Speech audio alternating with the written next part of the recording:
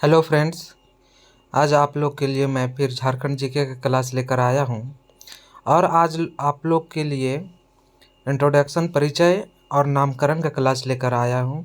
और इसमें पूरा आपका शुरू से होगा और इसमें ख़ास तौर पर बात बताया जा रहा है कि इसके पिछले वाले क्लास में आप लोग का जो पहले सेशन जो चल रहा था उसमें हम बतलाए थे कि झारखंड कैसे अलग हुआ, ठीक है, कब कब उनका राज्यसभा लोकसभा, ठीक है, विधानसभा से पारित हुआ और किस तरह से किनके सरकार में झारखंड बना।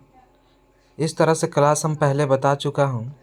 अब इनको थोड़ा सा विस्तार करके इतिहास की दृष्टि से हम आप लोग का झारखंड का परिचय देंगे और ये विस्तार क्लास होने वाला है। और आप लोग को बता दें कि ये पूरा झारखंड कंप्लीट चलेगा, पूरा कंप्लीट होगा तभी आपका झारखंड से क्वेश्चन एक भी नहीं छूटेगा। चलिए ठीक है मित्र, चलिए स्टार्ट करते हैं। देखिए, तो आज के क्लास में हम लोग देखने वाले हैं कि झारखंड की परिचय, ठीक है। देखते क्या है कि झारखंड एक आदिवासी बहुल राज्य है, जानते हैं, ठीक है।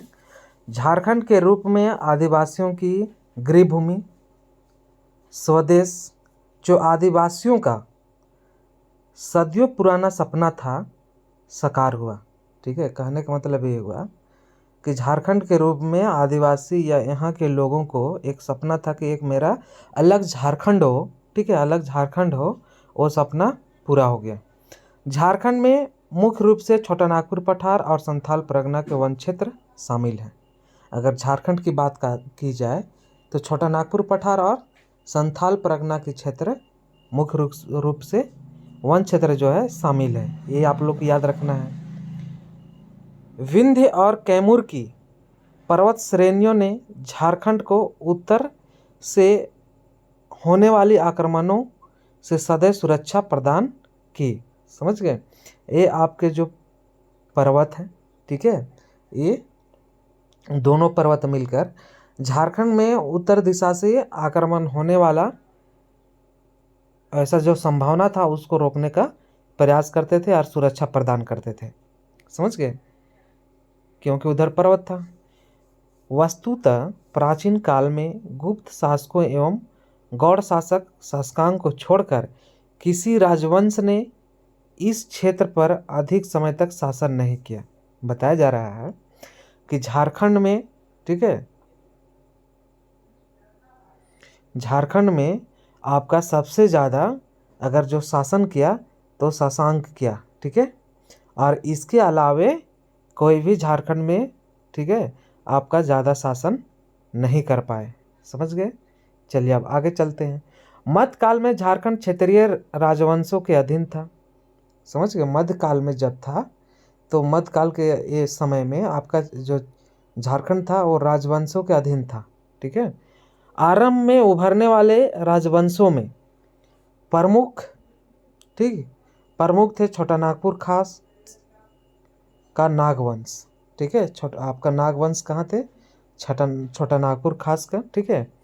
और पलामू का रक्सेल वंश, पलामू में आपका पलामू प्रमंडल जो अभी देखते हैं, ठीक है, उसमें आपका रक्सेल वंश था। और सिंहभूम में सी वंश। तो इस तरह से आपका झारखंड में 3 वंश था, नागवंश, रक्सेल वंश और सिंह वंश, ठीक है। अब चलिए आगे चलते हैं। कहता है कि बाद में उभरने वाले राजवंशों राज्यों में प्रमुख थे, ठीक है। इस तीनों के बाद, ठीक है, अगर आपका राजवंश नए तरीके से आए, है ना, मतलब नए नए आपका राजवंश राज्य में उभरे, ठीक है, नए चेहरे आए, तो वो मानभूम में, ठीक है, मानवंश थे, रामगढ़ राज्य, और उनके बाद आपका खड़डीहा राज्य और पंचायत राज्य और ढालभूम का ढाल वंश एवं आपका पलामू का चेरो वंश। ढालभूम का ढाल वंश, पलामू का चेरो वंश, है ना, आपका मानभूम का मानवंश। तो इस तरह से आप लोग का 3 वंश के बाद आता है। आप देखिए क्या होता है इसमें, ठीक है।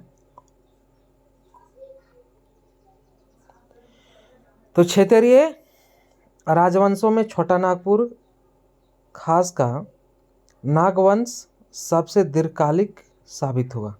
समझ गए, नागवंश क्या है, सबसे दीर्घकालिक साबित हुआ, कहने का मतलब अधिक शासन किए। सल्तनत काल 1206 से 1526 में दिल्ली के सुल्तान अपने लगभग 300 वर्षों के शासनकाल में इस क्षेत्र को कभी भी पूरी तरह से आक्रांत नहीं कर सके। ठीक है, और सल्तनत काल में झारखंड पर छिटपुट की बाहरी आक्रमण हुए झारखंड पर। ठीक है, जैसे वीरभूमि में के राजा द्वारा सिंहभूम पर, मोहम्मद बिन तुगलक के सेनापति मलिक बाया द्वारा हजारीबाग पर। ठीक है, तथा उड़ीसा के शासक कपिलेंद्र गजपति द्वारा आपका संथाल परगना पर। और उनके बाद है एक गाथा के अनुसार उड़ीसा के राजा जो है जय सिंह, समझ गए, जय सिंह ने 13वीं सदी में स्वयं को झारखंड का शासक घोषित कर दिया। कब? 13वीं सदी में जय सिंह। याद रखने योग्य बातें हैं। इसी तरह खानदेश के शासक आलिद शाह द्वितीय ने अपने सैन्य दल को झारखंड तक भेजा। ठीक है, कहाँ तक भेजा? झारखंड तक भेजा, और झारखंडी सुल्तान की पदवी धारण की। ठीक है, झारखंडी सुल्तान की पदवी धारण करती, किंतु इन सब का कोई अस्थायी प्रभाव नहीं पड़ा और झारखंड की स्वतंत्र सत्ता बनी रही। ठीक है, इस तरह से चलता रहा। अब देखिए कि आगे क्या होता है।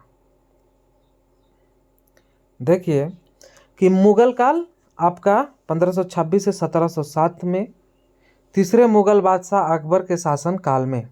ठीक है, कब? आपका मुगल काल अकबर के शासन काल में तीसरे बादशाह। ठीक है,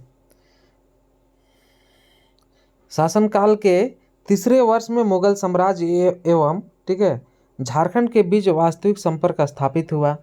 तब से झारखंड के क्षेत्रीय राजवंश बिहार उड़ीसा के मुगल सूबेदारों को कर देने लगे। ठीक है, हालांकि यह कर अदायगी बहुत ही अनियमित थी।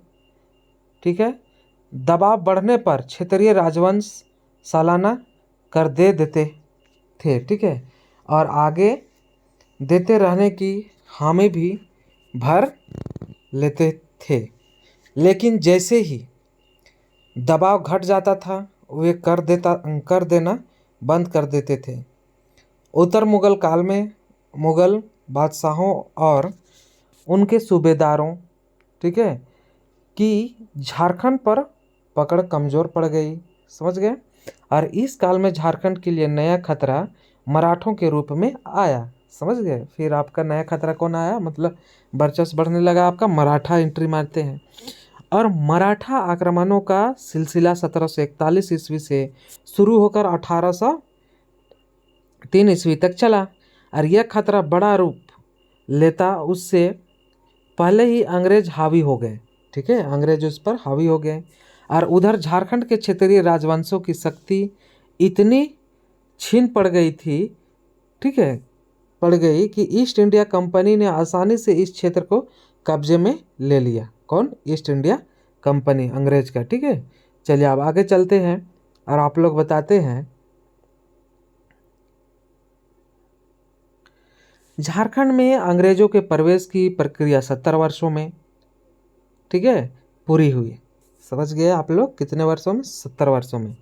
अंग्रेजों एवं उनके सहयोगियों, जिनमें अधिकारी, कर्मचारी, जमींदार, ठेकेदार, ठीक है, महाजन आदि शामिल थे, कि झारखंड प्रदेश की जनजातियों में तीव्र प्रतिक्रिया हुई। ठीक है, क्योंकि इन सब ने जनजातियों के बंद जीवन में उथल पुथल मचा दी थी और सब कुछ उलट पुलट कर दिया था। इसी कारण झारखंड में निरंतर जनजातीय विद्रोह आंदोलन होते रहे। समझ गए? अब क्या होता रहा आप लोग का? जनजातीय विद्रोह आंदोलन होते रहा उस सबका खिलाफ, जिसमें सर्वप्रमुख थे संथाल हुल। ठीक है, या संथाल विद्रोह।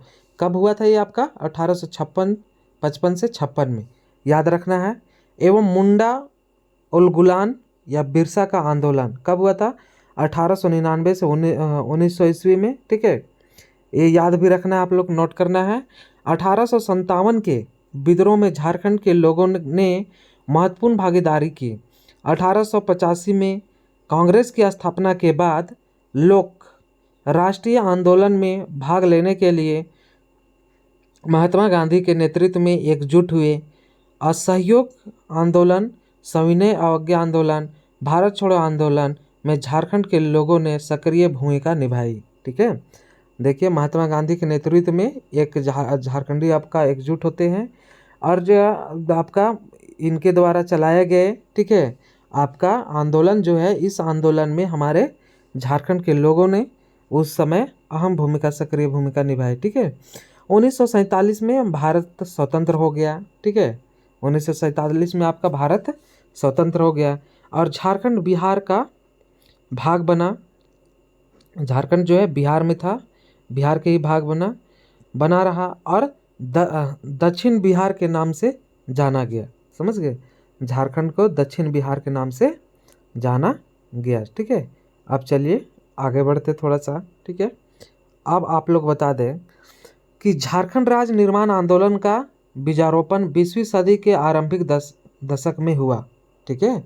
कौन सा सदी में? आपका 20वीं सदी में। इस आंदोलन का नेतृत्व छोटा नागपुर उन्नति समाज, ठीक है, छोटा नागपुर संथाल प्रगना, आदिवासी सभा, ठीक है, झारखंड पार्टी आदि ने किया, ठीक है।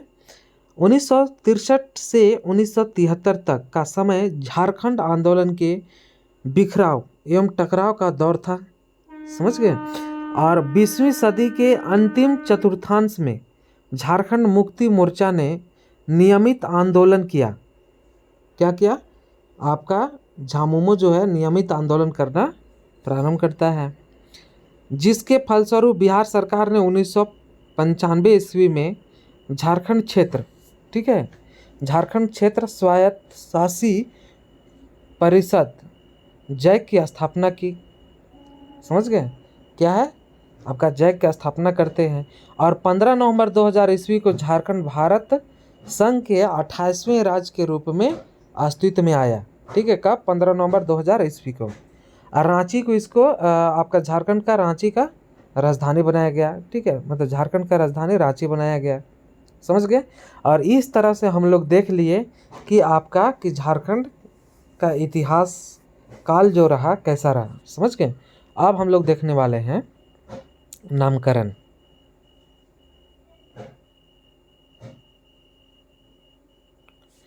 नामकरण में देखिए, झारखंड शब्द की व्युत्पत्ति दो शब्दों से मिलने से हुई है, झार या झाड़, ठीक है। वन, झार या झाड़ मतलब वन, और खंड मतलब प्रदेश, ठीक है, मतलब वन प्रदेश। समझ गए?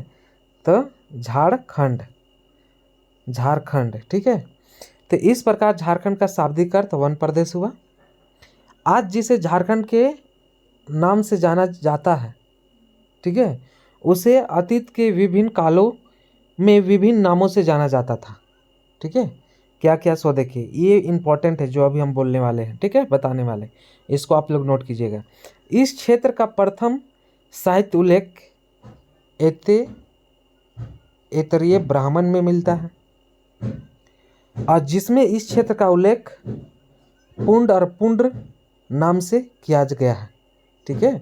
आपका ऐतरेय ब्राह्मण में झारखंड का क्या नाम से उल्लेख किया गया? पुंड और पुंड्र, ठीक है। इस क्षेत्र को वायु पुराण में मुरंड कहा जाता है, विष्णु पुराण में मुंड तथा भगवत पुराण में कीकट प्रदेश कहा गया है। सब नोट करने योग्य बात है। महाभारत के दिग्विजय पर्व में इस क्षेत्र को पुंडरीक देश कहा गया है, ठीक है। अब देखिए, दिग्विजय पर्व में क्या है? पुंडरीक देश कहा गया है। और महाभारत में इस क्षेत्र के लिए एक और नाम पशु भूमि मिलता है, ठीक है। क्या? पशु भूमि मिलता है। और समुद्रगुप्त की प्रयाग प्रशस्ति में इस क्षेत्र को मुरुंड देश कहा गया। समझ गए? समुद्रगुप्त के काल में मुरुंड देश कहा गया। और पूर्व मध्यकालीन संस्कृत साहित्य में इस क्षेत्र को कलिंग देश कहा गया, ठीक है। और 13वीं सदी ईस्वी के एक ताम्र पत्र में झारखंड शब्द का उल्लेख है। कब झारखंड शब्द का कहाँ उल्लेख है आपका? एक ताम्र पत्र में आपका 13वीं सदी में, ठीक है। यह झारखंड शब्द का प्रथम पुरातात्विक प्रमाण है। मध्यकाल में मुस्लिम इतिहासकारों ने सामान्यतः इस क्षेत्र का उल्लेख झारखंड के नाम से किया, ठीक है। और झारखंड नाम का प्रयोग शम्स ए रियाज अफीफ, ठीक है, तारिक ए फिरोजा शाही और उनके बाद सलीमुल्लाह, ठीक है, और गुलाम हुसैन खां आदि ने किया। समझ गए। और भक्तिकालीन कवियों कबीर और एवं जैसी ने झारखंड का अपनी रचनाओं में नामोल्लेख किया, ठीक है, शामिल किया। चलिए अब आगे चलते हैं और आप लोग को बताते हैं।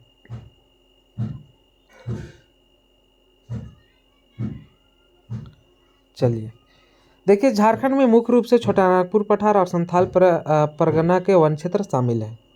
शुरू में देखे थे। आज का झारखंड पहले के छोटा नागपुर संथाल परगना का ही पर्यायवाची है, ठीक है। अतएव इन दोनों क्षेत्र के पुराने नए नामों का परिचय आवश्यक है, ठीक है। यानी कि छोटा नागपुर और अभी क्या है। तो छोटा नागपुर ये वाला पार्ट देखने वाले हैं, ठीक है। छोटा नागपुर आप झारखंड का सबसे बड़ा भाग है। यह झारखंड के लगभग 80% भाग में फैला है। कौन सा? छोटा नागपुर। ढीले ढाले अर्थ में छोटा नागपुर को झारखंड का समानार्थी कहा जा सकता है। सामान्यतः छोटा नागपुर कहने से झारखंड का तथा झारखंड कहने से छोटा नागपुर का बोध होता रहा है। समझ गए। चीनी यात्री फाहियान, ठीक है, कौन? फाहियान ने अपने यात्रा वृत्तांत को फोको कवि में छोटा नागपुर पठार को कुकट लॉर्ड कहा। ये भी याद रखने योग्य है। और एक दूसरे चीनी यात्री ह्वेनसांग ने अपने यात्रा वृत्तांत सी यू की में, ठीक है, छोटा नागपुर को किलो ना सु काला ना, ठीक है, अर्थात कर्ण सुवर्ण कहा है। मध्यकाल में, ठीक है, मध्यकाल में रांची क्षेत्र, ठीक है, मध्यकाल में रांची क्षेत्र कोकरा खोखरा के नाम से जाना जाता था, ठीक है, कोकरा और खोखरा के नाम से जाना जाता था। यही क्षेत्र धीरे धीरे चुटिया नागपुर, ठीक है, और चुटा नागपुर या सामान्यतः छोटा नागपुर के नाम से जाना जाने लगा, जो अपेक्षाकृत बड़े क्षेत्र का परिचायक था, ठीक है। क्या था? परिचायक था, ठीक है। आप देखिए, ब्रिटिश शासनकाल के दौरान 1765 से 1833 ईस्वी तक इस क्षेत्र के लिए छोटा नागपुर नाम प्रस्तुत होता रहा। समझ गए। 1834 ईस्वी में अंग्रेजों ने इसे दक्षिणी पश्चिमी सीमांत एजेंसी नाम से एक प्रशासनिक इकाई के रूप में गठित किया, जिसका मुख्यालय विल्किंसनगंज या फिर बिशनपुर को बनाया, ठीक है। समझ गए। अब देखेंगे हम लोग संथाल परगना। अभी तक देख पा रहे थे हम लोग छोटा नागपुर, ठीक है। अब हम लोग देखेंगे संथाल परगना। और देखिए संथाल परगना में क्या है कि संथाल परगना झारखंड का दूसरा सबसे बड़ा भाग है। समझ गए। और इस क्षेत्र का प्राचीनतम नाम नरीखंड है और बाद में इसे कांगजोल कहा जाने लगा, ठीक है। क्या? कांगजोल। ह्वेनसांग ने संथाल परगना के मुख्य क्षेत्र राजमहल का उल्लेख किन चिंग कोई लो के नाम से किया और राजमहल नामकरण मध्यकाल में हुआ। राजमहल नामकरण कब पड़ा? मध्यकाल में। और संथाल परगना के एक महत्वपूर्ण भाग जिसमें राजमहल, पाकुड़, गोड्डा और दुमका के कुछ हिस्से शामिल थे, जो दामिन ए को कहा जाता था, ठीक है। क्या? दामिन ए को के नाम से जाना जाता था। अब आगे चलते हैं और पाषाण काल को हम लोग देखते हैं। पाषाण काल क्या कहता है, सो देखिए। झारखंड काल ठीक है। 2.5 लाख ईसा पूर्व से आपका 1000 ईसा पूर्व पाषाण काल ये चलता है, ठीक है। को 3 युगों में बांटा जाता है, पूरा या पूर्व, पूर्व, मध्य और नव। पूर्व पाषाण काल, मध्य पाषाण काल और आपका नव पाषाण काल, ठीक है। झारखंड में तीनों युग के साक्ष्य मिलते हैं, झारखंड में तीनों युग का साक्ष्य प्रमाण मिलते हैं। जैसे पूरा पाषाण युग, जैसे आखेटक और खाद्य संग्रह, झारखंड के पूरा पाषाण युग के अवशेष दुमका, कहाँ कहाँ मिलता है इसका अवशेष? दुमका, देवघर, हजारीबाग, बोकारो, रांची, पश्चिमी सिंहभूम, पूर्वी सिंहभूम आदि क्षेत्रों की नदियों के किनारे प्राप्त हुआ है, ठीक है।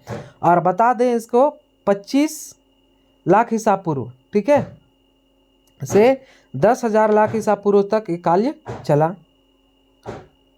2.5 होगा, ठीक है, 2.5 होगा, 2.5 लाख ईसा पूर्व से 10,000 ईसा पूर्व, समझ गए। अब देखिए आगे हम लोग ले चलते हैं मध्य पाषाण युग में, और इसमें मध्य पाषाण युग में हम लोग देखने वाले हैं, ठीक है,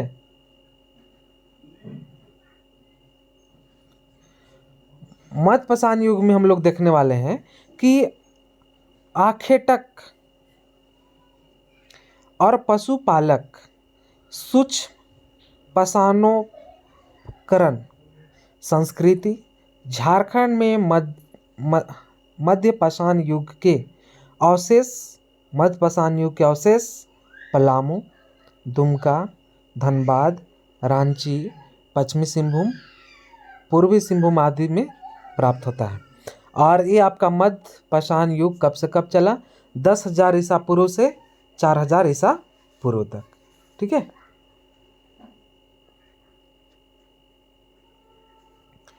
अब देखिए नवपाषाण युग, ठीक है। नवपाषाण युग जो है झारखंड में नवपाषाण युग के अवशेष रांची, लोहरदगा, पश्चिमी सिंहभूम, पूर्वी सिंहभूम आदि से प्राप्त हुए हैं, ठीक है, नवपाषाण युग में। और ये आपका 4,000 ईसा पूर्व से 1,000 ईसा पूर्व तक चलता है, ठीक है।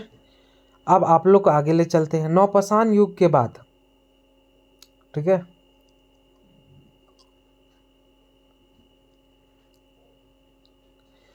झारखंड में पाषाण युग के बाद धातु युग आया। कौन सा युग आया? धातु युग। और इन दोनों के बीच के संक्रमण काल को 4,000 ईस्वी से 1,000 ईस्वी पूर्व माना गया, ठीक है। इसका आपका नवपाषाण काल 10,000 से आपका 1,000 ईसा पूर्व होगा ना, याद रखिएगा। काल को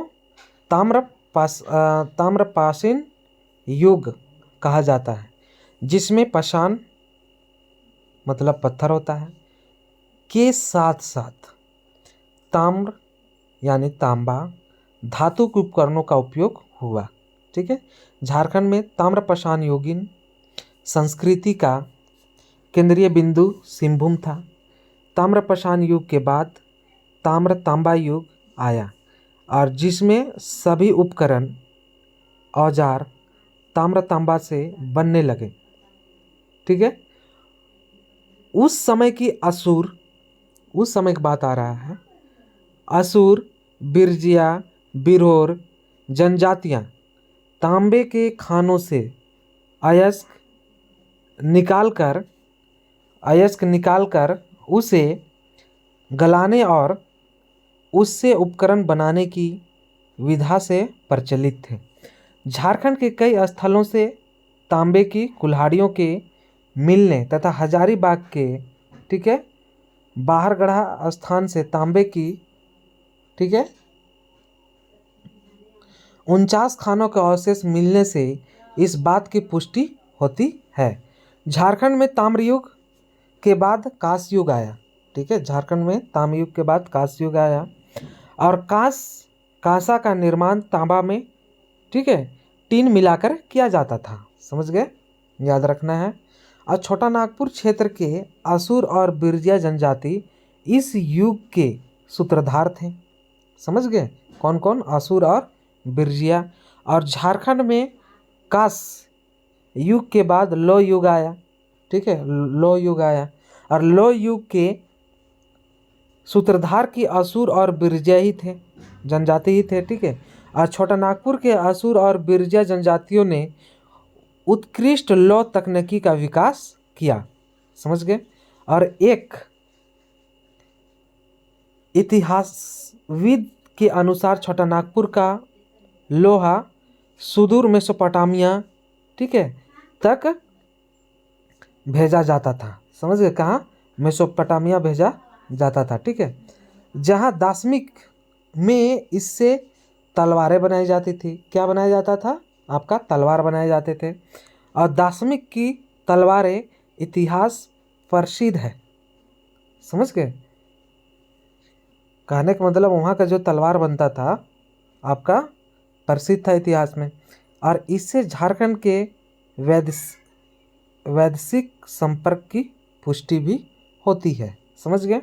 इस तरह से हम लोग झारखंड का हिस्ट्री में देखें, आपका काल पाषाण काल, ठीक है, नवपाषाण काल, मध्य पाषाण काल, पुरान पाषाण काल, समझ गए, नामकरण देखें, उनका परिचय देखें। और इस तरह से हम लोग को लगातार क्लास अब आने वाली है, ठीक है। और अच्छे से अच्छे आप लोग को जहाँ जहाँ पर टिक लगाया जाता है वो सब VVI रहता है ना, इम्पोर्टेंट क्वेश्चन रहता है, वो सबको आप लोग कवर कर लीजिए। आपको सभी एग्ज़ाम की दृष्टि से वो हेल्पफुल, आपको सहायता हेल्प करेगा, ठीक है, सहायता पहुंचाएगा, ठीक है मित्रों।